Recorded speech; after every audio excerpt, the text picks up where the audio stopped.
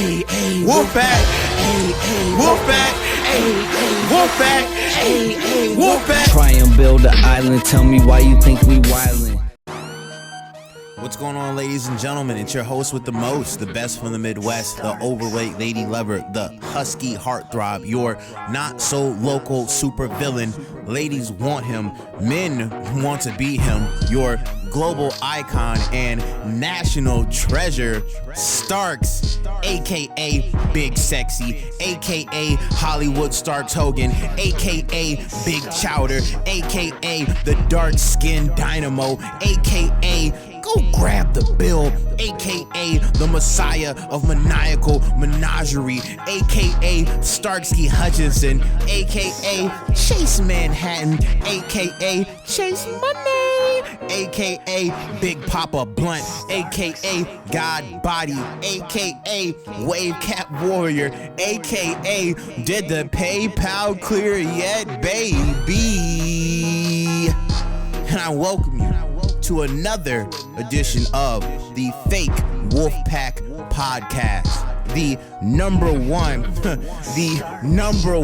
I said it one more time for the ignorant motherfuckers in the back, the number one wrestling podcast.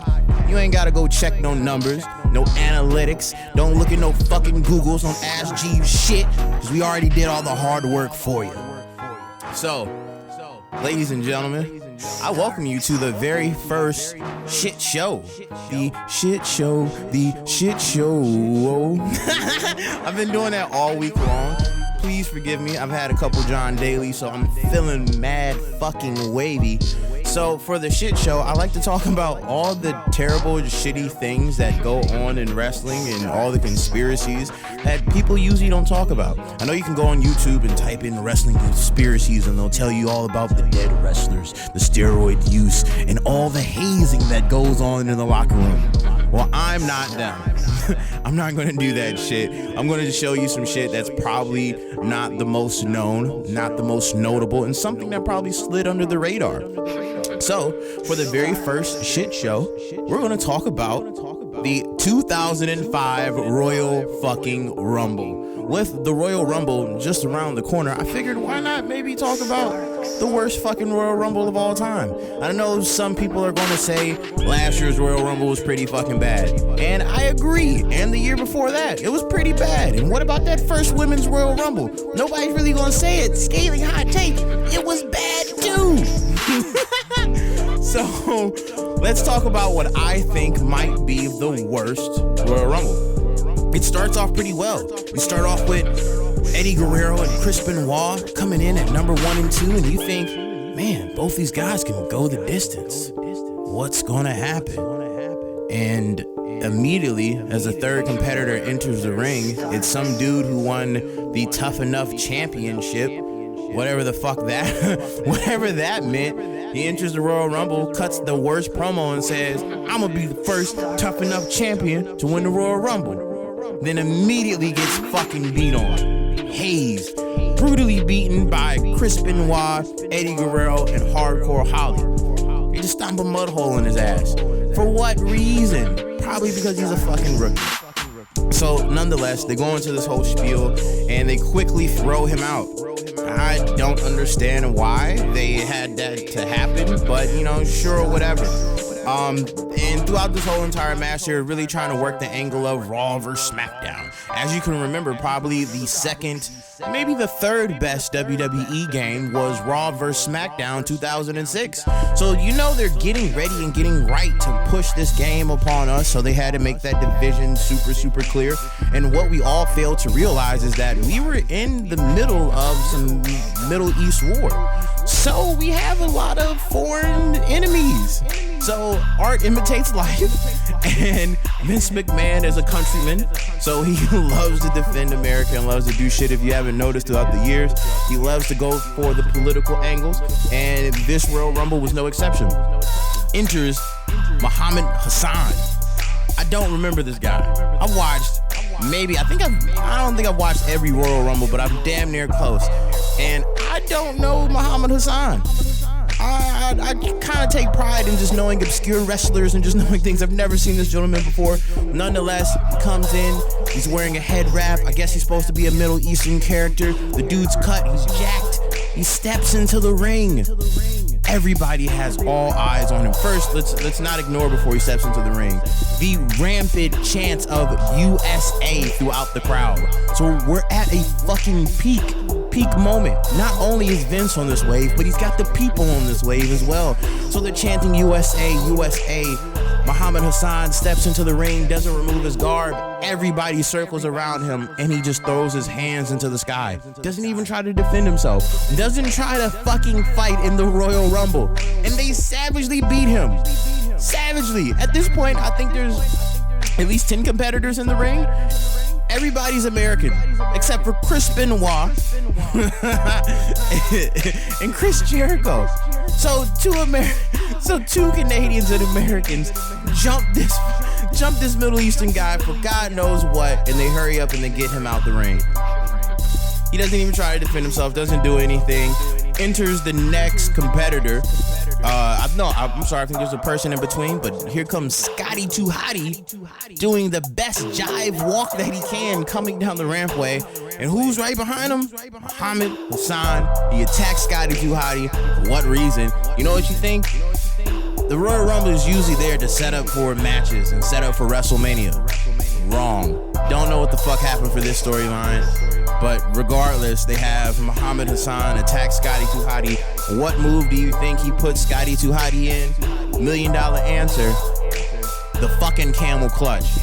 Completely racist, completely off the rails, didn't even need to happen. And we fast forward, we keep going, and you think the racist mindset and the bigotry was over? You're completely fucking wrong. Enters in Dupree.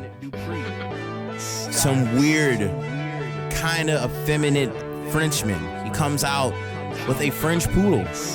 And if you don't know what was going on in 2005, we had freedom fries and freedom toast. There was no more French fries, there were no more French toast. Freedom fries were running rampant. They were going crazy, as along with fucking oil and steroids, because they were running wild and roughshod all throughout the WWE at this point in time, as you can see from the crazy greased up, jacked up wrestlers in the ring. And they immediately tried to make Dupree look feminine. And for what reason, who knows? This guy looked like he could go. He has a ring awareness. He had a good IQ for what he was doing. But for whatever reason, they just had to make him look completely fucking crazy.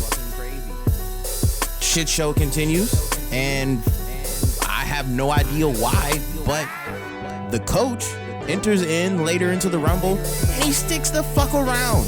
There was actual wrestlers who could actually wrestle who didn't get a chance to stick around. But the coach was in there for well over 10 minutes, hanging out, doing nothing. He didn't even eliminate anybody. He was literally just a body in the Rumble. For whatever reason, he's there. So we'll fast forward a little bit further and further and further and further into the Rumble. We're getting down to the final two. We got John Cena and Batista. And why did Batista ever drop the U? Did we ever get an answer for that? But yes, they forced him to do that. So we're down to the final two, John Cena and Batista, and they go through this crazy spot, which I wish they would do this more often. They both fall at the same time. I wish they would do this and refer to an instant replay, right? That would be kind of cool. Regardless, they fall at the same time. They don't know who wins. They're going through this whole debacle. Was it Batista? Was it John Cena? Here comes Vincent Kennedy McMahon. Mad than a motherfucker, storming down that aisle. And he rolls up to the ring. He gives about, I would say, 2 to 3 seconds of a run and blows out both his fucking quads. Yes, Vincent Kennedy McMahon blows his quads just before he gets into the ring. And as he tries to go stand up, well, if you know where your quad is at, he can't. He can't even fucking stand up at this point in time. So Vince is pissed, sitting in the corner of the ring, trying to tell these other two and trying to keep the storyline going on. Everybody seems to know, like, what the fuck is wrong with Vince? But Kudos to John Cena, kudos to Batista. The show must go on, and that's what they fucking did. Nonetheless, they go on to eliminate John Cena. The finish was probably the closest thing. Well, it was probably one of the best things that happened to this Rumble. I really like what happened there. But, come on now, man. Vincent Kennedy McMahon blowing those quads, what the fuck? Probably the best botch ever. I don't know. To me, this is the worst Royal Rumble. There's probably a few more that I'm going to end up talking about. But ladies and gentlemen, you have made it through your first ever shit show. So if you ever get the chance to check out the 2005 Royal Rumble, please do. And when you do, tweet the villain at villain_Starks. Let me know what you think. Check out the Instagram for the podcast at fake, F-A-K-E, Wolf Pact, P-A-C-T. All one word on all social medias. Check us out on Instagram. We're very active there. So if you do get a chance to see this 2005 Rumble, let us know what you think. I have been Starks. This is your first ever shit show, and I bid thee farewell. Peace, many blessings, be safe. Spice it up.